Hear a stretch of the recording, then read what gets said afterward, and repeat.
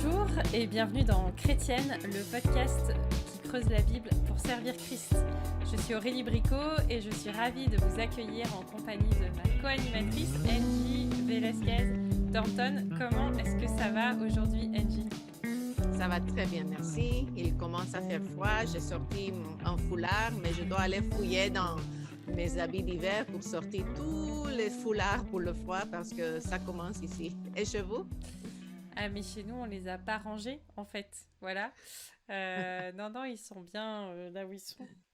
Non, écoute, ça va. Ah, il fait beau, c'est chouette. Ah, Dieu merci. Chouette. Mais il fait froid quand même. Aujourd'hui, on poursuit notre série sur le symbole des apôtres. On est bientôt à la fin, hein, faut se le dire. On arrive dans les dernières choses à partager sur ce vaste et grand et sympathique sujet. Et avant de démarrer, Angie, je te propose de nous lire le credo en entier. Avec plaisir. Je crois en Dieu le Père Tout-Puissant, Créateur du ciel et de la terre. Je crois en Jésus-Christ, son Fils unique, notre Seigneur, qui a été conçu du Saint-Esprit et qui est né de la Vierge Marie. Il a souffert sous Ponce Pilate. Il a été crucifié, il est mort, il a été enseveli.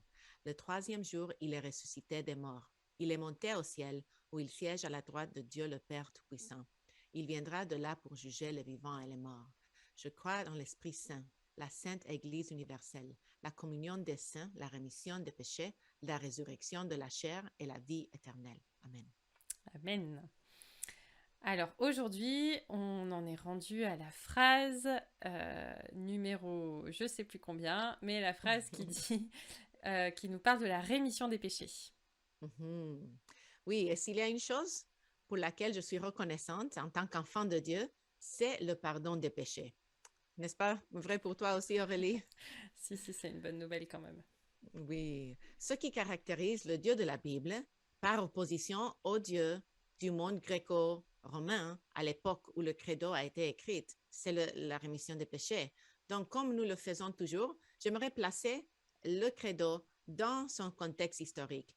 Et le pasteur Ligon Duncan nous aide à le faire. Peux-tu lire la citation qu'il nous donne? Ok. Alors, certains d'entre nous prennent pour acquis la moralité du pardon des péchés. Les anciens païens accusaient les chrétiens d'immoralité en disant que Dieu pouvait pardonner aux meurtriers et aux adultères leurs péchés. Les païens n'étaient pas d'accord avec cela et attaquaient et se moquaient des chrétiens qui enseignaient l'évangile de la grâce dans le monde romain et grec. Les païens se moquaient souvent de l'enseignement chrétien selon lequel les péchés pouvaient être pardonnés par un autre, même par Dieu. Pour les païens, soit on expie ses méfaits, soit on est coupable à jamais. Et les païens ne considéraient pas le pardon comme une vertu. Seuls les faibles d'esprit, les personnes de faible volonté, pardonnaient. Nous devons réaliser à quel point le message de la Bible sur le pardon des péchés est radical. Et il est intéressant de noter que dans le commentaire de Ruffin sur le symbole des apôtres, écrit au 5e siècle, les païens attaquaient encore les chrétiens pour cette même raison. C'est incroyable de considérer que dans le monde antique, le pardon n'était pas considéré comme une vertu et que le Dieu de la Bible n'était même pas admiré pour sa miséricorde envers les pécheurs. C'est quand même fou que les chrétiens aient été attaqués sur ce qu'aujourd'hui on proclame librement, mais peut-être qu'aujourd'hui aussi on est entre guillemets raillé, critiqué pour cette vérité-là qu'on proclame, quoi. Et c'est fascinant de penser que nous croyons dans un Dieu qui pardonne et qui est plein d'amour pour tous ceux qui l'invoquent, comme il dit en Psaume 86, verset 5. Et je me demande comment nous voyons ce désir d'un Dieu fait à notre image aujourd'hui, lorsqu'il s'agit du pardon. Il me semble que cela se résume au fait que, comme nous l'avons évoqué dans l'épisode précédent sur le jugement à venir, nous désirons la miséricorde pour nous-mêmes, mais le jugement pour les autres. Et aussi, nous voulons pouvoir prétendre que nous avons gagné notre salut plutôt que d'admettre que nous sommes des pauvres mendiants sans défense qui ont désespérément besoin d'un sauveur. Surtout quand on pense au fait que si nous nous soumettons à un Dieu qui pardonne, nous sommes tenus à pardonner à notre tour. Cela m'amène à l'idée que cette courte phrase, la rémission des péchés ou le pardon des péchés, a un aspect à la fois horizontal et vertical. Par vertical, j'entends le pardon de Dieu aux pécheurs et par horizontal, j'entends notre pardon les uns envers les autres. Considérons d'abord la dimension verticale. Dans mon enfance, quand j'étais une petite catholique, en préparation de ma première communion, on me disait dans le catéchisme, dans l'instruction que je recevais, que je devais avoir la foi et ne pas douter du pardon du péché en Christ. Mais je ne me souviens pas d'avoir jamais eu l'assurance d'être sauvée. Et compte tenu du fait que mes œuvres pouvaient jouer un rôle dans mon salut, il n'y a rien d'étonnant, n'est-ce pas? Puis plus tard, alors que j'exerçais le ministère avec mon mari dans un contexte musulman pendant 10 ans au Sénégal, je me souviens avoir été attristée par la condition spirituelle de mes voisins parce que aucune observance fidèle des 5 piliers de l'islam ne pouvait garantir à mes amis le pardon des péchés et l'entrée au paradis. On m'avait même dit que ni Mohamed lui-même avait l'assurance du salut, car le jour du jugement dernier, Allah pèsera leurs bonnes œuvres et leurs mauvaises œuvres sur une balance. Et lui seul décidera s'ils ont assez de bien sur la balance pour contrebalancer tout le mal. La notion de la rémission des péchés et le pardon de nos fautes, c'est vraiment le marqueur du fait qu'en tant que le christianisme est différent de toutes les autres religions, et tu fais bien de le marquer, le fait que la rémission des péchés elle soit gratuite. Ça nous rend différents. Qu'on n'a pas à faire ceci, faire cela pour être pardonné. Ésaïe 55, verset 7 dit que le méchant abandonne sa voie et l'homme d'iniquité ses pensées, qu'il retourne à l'Éternel qui aura pitié de lui, à notre Dieu qui ne se lasse pas de pardonner. On a aussi le psaume 103, versets 10 et 14 qui dit « Il ne nous traite pas selon nos péchés, il ne nous punit pas selon nos iniquités, mais autant les cieux sont élevés au-dessus de la terre, autant sa bonté est grande pour ceux qui le craignent, autant l'Orient est éloigné de l'Occident, autant il éloigne de nous nos transgressions. Comme un père a compassion de ses enfants, l'Éternel a compassion de ceux qui le craignent, car il sait de quoi nous sommes formés, il se souvient que nous sommes poussière. » On a 2 fois aussi, dans le livre des Hébreux, la notion que Dieu ne se souviendra plus de nos péchés. Et ça, c'est quand même une notion qui nous dépasse, qui me dépasse en tout cas, et qui devrait nous dépasser. Parce que nous, on a, de l'autre côté, un accusateur qui remet sans cesse un peu les choses en nous disant « Tu te rappelles ?» Et on a un Dieu qui ne se lasse pas de pardonner, on a un Dieu qui éloigne de nous nos transgressions. Peut-être qu'il faut qu'on parle un peu de ce que ça veut dire la notion de pardon, et que c'est pas la notion de l'oubli. L'oubli, c'est une faiblesse humaine qui ne fait qu'augmenter avec l'âge, mais Dieu, il prend la décision de ne pas nous juger, nous condamner par rapport à ce qu'on a fait. Il n'est pas en train de dire, voilà, t'as fait ça, donc tu mérites ça. On est ses enfants et il aime voir ses enfants venir se confesser et il aime remettre le péché qu'on a commis. Je suis en train de me perdre dans les notes, mais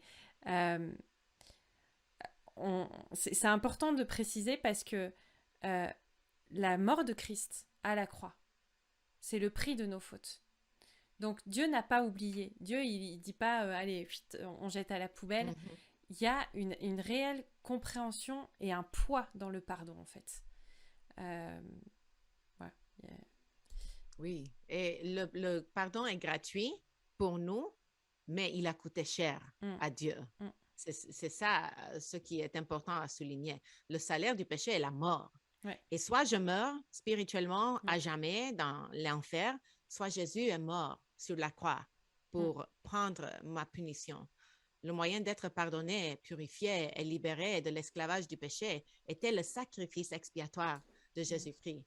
Et ce qui rend le pardon de Dieu unique, c'est qu'il est accordé dans le cadre d'une alliance. Mm. Exactement. Et c'est vrai que on en a déjà parlé un peu plus tôt aussi dans le credo. Et c'est là que je trouve ça génial que cette notion du péché, elle arrive à ce moment-là. Après qu'on ait parlé de qui était ce Dieu, de tout ce que Christ avait fait et de ce que le Saint-Esprit aussi permet dans la vie du croyant, on voit que le Dieu de la Bible choisit de se lier à son peuple en promettant que ceux qui font confiance à Christ et à son sacrifice en leur faveur seront pardonnés et admis dans son royaume. On a ce passage de Matthieu 26, versets 26 à 29, qui dit « Pendant qu'il mangeait, Jésus prit du pain, et après avoir rendu grâce, il le rompit et le donna aux disciples, en disant « Prenez, mangez, ceci est mon corps. » Il prit ensuite une coupe, et après avoir rendu grâce, il la leur donna, en disant « Buvez-en tous, car ceci est mon sang, le sang de l'alliance qui est répandu pour beaucoup, pour le pardon des péchés. Je vous le dis, je ne boirai plus désormais de ce fruit de la vigne, jusqu'au jour où j'en boirai de nouveau avec vous dans le royaume de mon Père. » Mais je pense aussi au fait que sur la croix, de la croix, Jésus a crié « Pardonne-leur, car ils ne savent ce qu'ils font. » Il est toujours émouvant de se rappeler que j'ai cloué Jésus à la croix par mes péchés et mes transgressions. J'ai rendu sa mort nécessaire, et tandis qu'il priait pour le pardon de ses assassins, au sens le plus littéral, il priait aussi pour ceux qui, à travers les couloirs du temps, participeraient à sa mort sous une myriade d'autres formes.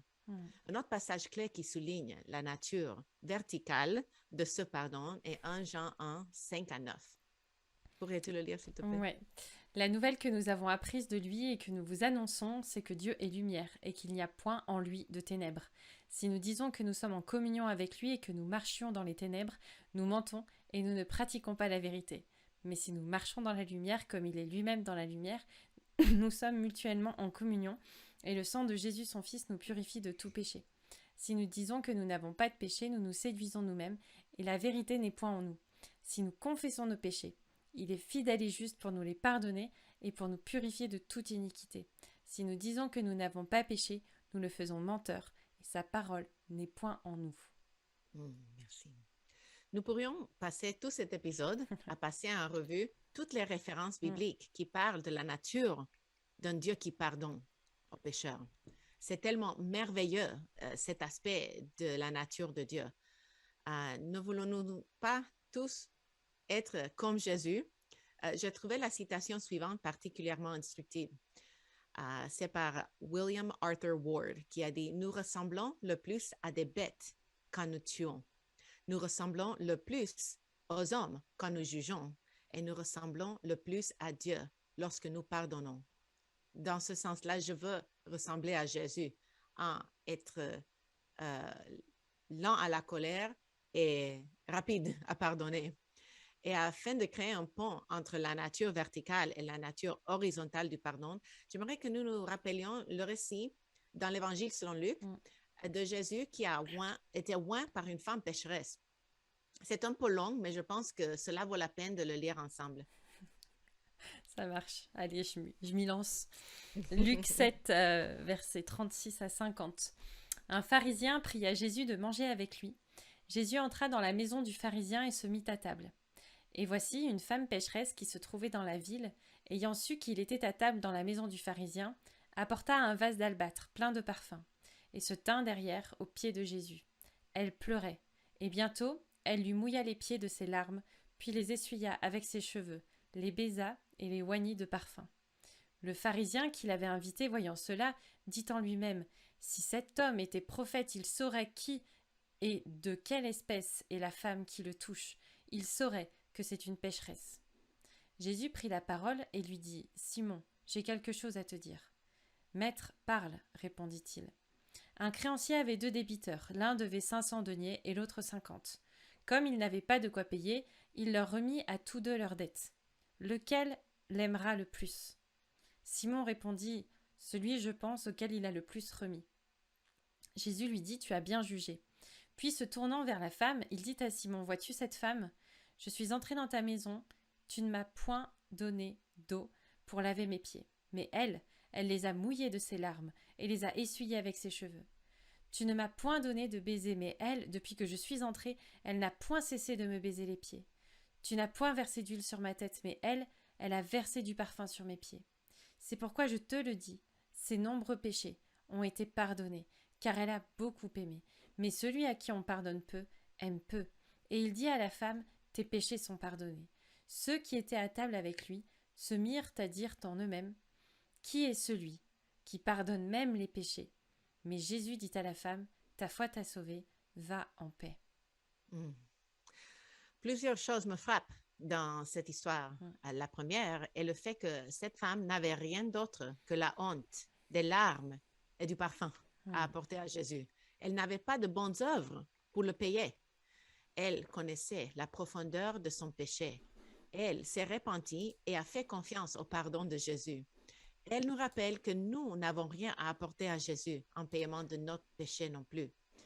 Pensez au voleur sur la croix, à qui Jésus a promis, aujourd'hui tu seras avec moi au paradis. Il n'avait aucune œuvre à présenter à Dieu en échange de son pardon. J'ai récemment regardé une vidéo sur YouTube du pasteur écossais Alistair Begg qui imaginait la scène aux portes du paradis lorsque le voleur arriverait. Pourquoi devrions-nous te laisser entrer? Demande un ange. Attends une minute, je vais aller chercher mon supérieur. Il y a quelque chose de louche ici, dit l'autre. Pouvez-vous nous expliquer la doctrine de la justification? Jamais entendu parler, répond-il. Comment es-tu arrivé ici? Lui demande-t-il. Je n'ai aucune idée. Le gars n'a pas de réponse. Finalement, il s'exclame. L'homme sur la croix du milieu a dit que je pouvais venir. Et il en est ainsi pour nous.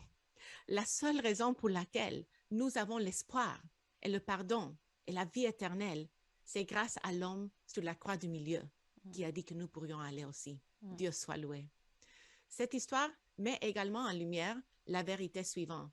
Si nous aimons parce qu'il nous a aimés en premier, comme il est écrit en Jean 4, 19, nous devons aussi pardonner parce qu'il nous a pardonné la première, n'est-ce pas? On voit ça chez la femme pécheresse en Luc. Et c'est si simple et pourtant si difficile à mettre en pratique. Et c'est vrai que ce soit ma fille, quand elle est à l'école, elle doit pardonner son camarade de classe qui est constamment méchant avec elle, ou que ce soit moi qui ne veuille pas abandonner mon amertume envers quelqu'un qui m'a trahi et m'a blessé. Et pourtant, comme je dis souvent à mes filles, lorsque l'Écriture nous dit de pardonner aux autres, ce n'est pas une suggestion, c'est un commandement.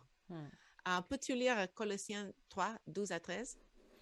Ainsi donc, comme des élus de Dieu saints et bien-aimés, revêtez-vous de sentiments de compassion, de bonté, d'humilité, de douceur, de patience, supportez-vous les uns les autres, et si l'un a sujet de se plaindre de l'autre, pardonnez-vous réciproquement. Non seulement ça, mais les Écritures dans leur ensemble indiquent que nous ne serons pas pardonnés de nos péchés si nous ne pardonnons pas nous-mêmes à ceux qui ont péché contre nous. Tu l'as dit, c'est un commandement, mais c'est aussi une conséquence de... le pardon horizontal, c'est une conséquence du pardon vertical. Si on ne vit pas le pardon de Dieu et qu'on ne le pèse pas à sa juste valeur, qu'on n'a pas conscience que c'est nous qui devions mourir sur la croix, qu'on n'a pas conscience que on nous a beaucoup remis, comme l'histoire de cette femme que tu as lue, alors forcément, on ne va pas aborder nos relations horizontales de la même manière. La prière du Seigneur dans Matthieu 6, 9 à 13 dit « Pardonne-nous nos offenses comme nous pardonnons à ceux qui nous ont offensés ». Donc il y a aussi le lien dans l'autre sens. Et on le voit en fait, si on est pas dans une relation saine et qu'on s'enterre dans de la colère, dans de l'amertume, on ne vit plus rien avec Dieu. Il y a un moment donné, il y a un blocage, tu vois. Et au cas où on n'a pas bien compris, Matthieu 6, verset 14, Jésus va même plus loin. Si vous pardonnez aux hommes leurs offenses, votre Père céleste vous pardonnera aussi. Mais si vous ne pardonnez pas aux hommes, votre Père ne vous pardonnera pas non plus vos offenses. Le non-pardon, c'est vraiment une prison. Je pense que c'est important de le dire parce que déjà c'est une offense à Dieu, c'est un vrai acte de rébellion. Mais parce que le pardon, c'est quelque chose qui libère les relations et qui libère aussi notre relation avec le Seigneur. Si nous sommes vraiment enfants de Dieu, notre statut éternel devant Dieu n'est pas en... attends, là il y a une phrase qui n'est pas bien en français, mais si on est enfant de Dieu, on doit pardonner. C'est une conséquence. Si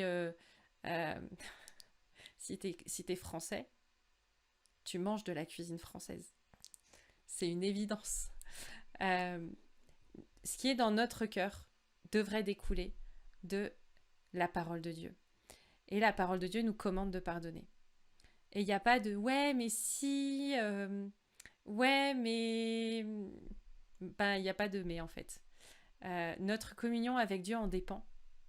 Notre communion avec notre Père Céleste en dépend. Notre communion avec celui qui a tout donné pour nous en dépend. Oui, à un niveau très humain, le pardon est autant pour nous que pour l'offenseur. Si ce n'est plus pour nous. Je me souviens de l'exemple de Nelson Mandela, qui a été emprisonné pendant 27 ans en Afrique du Sud à raison de son opposition au régime raciste de l'apartheid. Et lorsqu'il a finalement été libéré, il a fait la célèbre déclaration suivante. En franchissant la porte vers le portail qui mènerait à la liberté, je savais que si je ne laissais pas mon amertume et ma haine derrière moi, je serais toujours en prison. Ainsi comme pour toutes les exigences de Dieu, son commandement de pardonner n'est pas le fruit de la cruauté ou de la tyrannie de sa part. C'est plutôt un commandement qui vient d'un cœur paternel d'amour. Il ne veut pas que nous soyons prisonniers de l'amertume et de la haine, mais que nous soyons libres d'aimer. Et peut-être que le pardon vous semble impossible. Peut-être que vous êtes en train de nous écouter et que vous dites oui, alors c'est facile, mais toi, t'as pas vécu ce que moi j'ai vécu. L'histoire, mais aussi ce qui se passe autour de nous et dans d'autres pays, nous montre des exemples de pardon forts qui sont possibles. Et on voulait vous parler de Corrie ten Boom, qui est un modèle dans ce sens-là. Peut-être que vous n'avez jamais entendu parler de cette personne, mais elle, avec son père et sa sœur, ils ont résisté aux nazis aux Pays-Bas pendant la Seconde Guerre mondiale.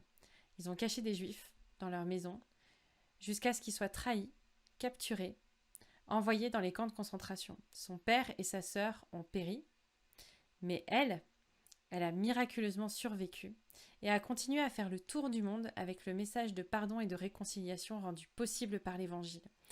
Elle a dit ceci. « C'est lors d'un service religieux à Munich que je l'ai vu, l'ancien SS, qui avait monté la garde à la porte des douches dans le centre de traitement de Ravensbrück. C'était le premier de nos vrais geôliers que je voyais depuis cette époque. Et tout à coup, tout était là, la pièce pleine d'hommes moqueurs, les tas de vêtements, le visage de Betsy blanchi par la douleur. Il s'est approché de moi alors que l'église se vidait, rayonnant et s'inclinant. Je vous suis reconnaissant pour votre message, Fraulein, il a dit, de penser que, comme vous le dites, il a lavé mes péchés.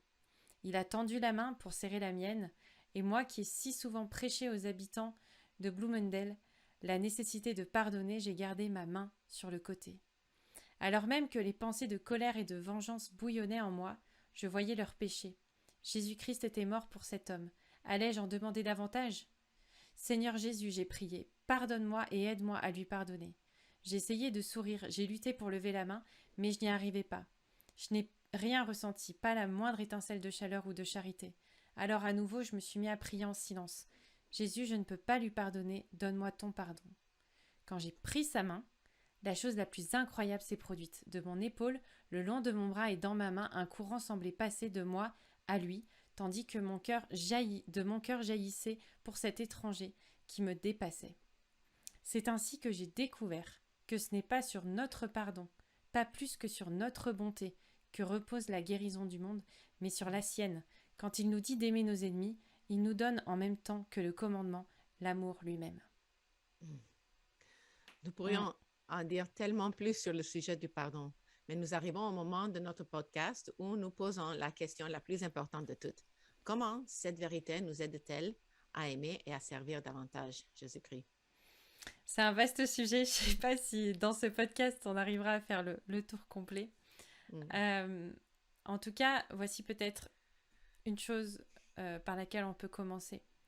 Quand on commence à avoir conscience de la profondeur, peut-être même juste de la saleté de notre péché, et qu'on comprend à quel point Dieu nous a beaucoup pardonné, on peut alors mesurer à quel point Dieu nous aime. Et à quel point Dieu nous aime, pas juste selon qui nous sommes, mais parce que lui, il peut aimer quelqu'un comme nous. Et on peut alors vivre la vraie liberté et la vraie joie dont l'Évangile nous parle.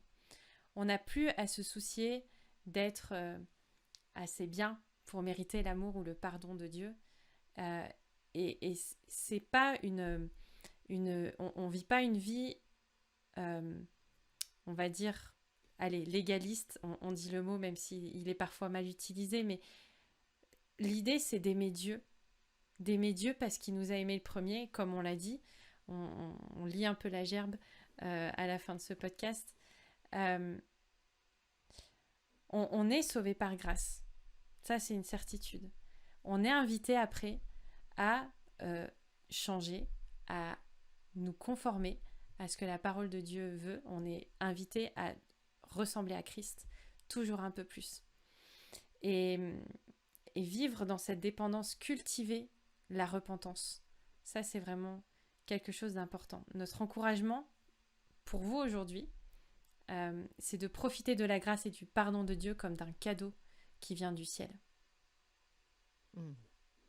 Et si vous avez du mal à pardonner, deuxième application, si vous avez du mal à pardonner quelqu'un qui vous a profondément blessé, sachez que vous n'êtes pas seul.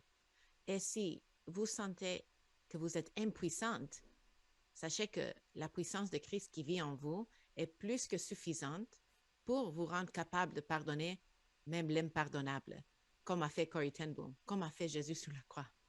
Il est également important de mentionner que le pardon est un processus.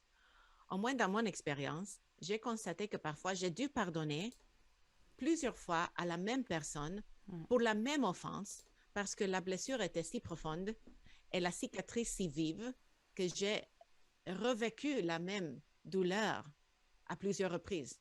Donc, j'ai dû renoncer à l'amertume et à la colère et j'ai dû choisir de pardonner à plusieurs fois.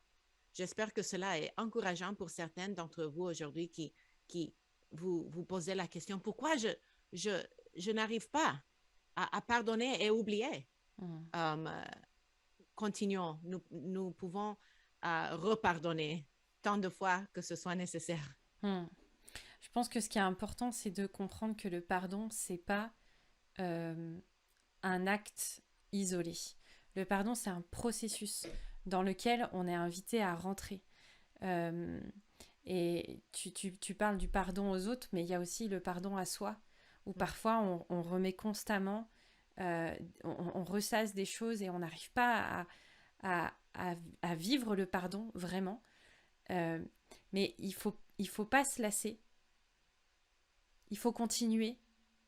Et à un moment donné, on chemine aussi à travers notre pardon. On chemine à travers les péchés qu'on a commis.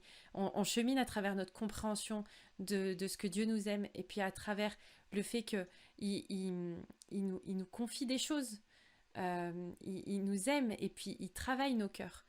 Le pardon, c'est quelque chose qui se vit, c'est pas forcément quelque chose qui se ressent non plus. On fait parfois le lien entre la paix et le pardon et on se dit, bah voilà, si vraiment le Seigneur m'avait pardonné ou si je pardonnerais avec cette personne, bah, je devrais être en paix quand je suis dans la même pièce que cette personne ou quand je suis Eh ben, en fait, c'est pas le cas.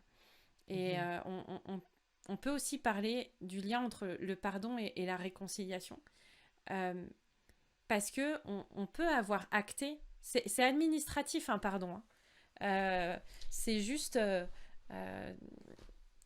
d'ailleurs il y a un très bon livre sur ça qui s'appelle Nos relations, euh, une bénédiction compliquée. Je sais plus, j'ai plus le titre, mais où il parle de ça. Le pardon, c'est juste, on acte qu'en fait, ce que la personne nous a fait, quand bien même ce soit l'offense la plus incroyable du monde, on acte le fait que euh, on ne va pas mettre à charge de cette personne ce qui s'est passé. C'est plus notre affaire. Et, euh, et c'est pas quelque chose euh, qui est censé impacter euh, euh, nos émotions d'une manière instantanée.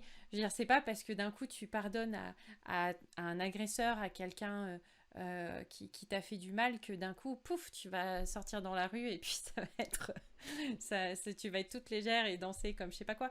Mais et ce qu'on voulait dire aussi, c'est par rapport au lien avec la réconciliation. C'est qu'en fait, parfois, les relations, elles sont brisées, elles sont abîmées à tel point que c'est pas possible d'être réconcilié. Euh, on peut vivre en paix, je crois, sans être vraiment dans une relation qui va redevenir comme elle était avant.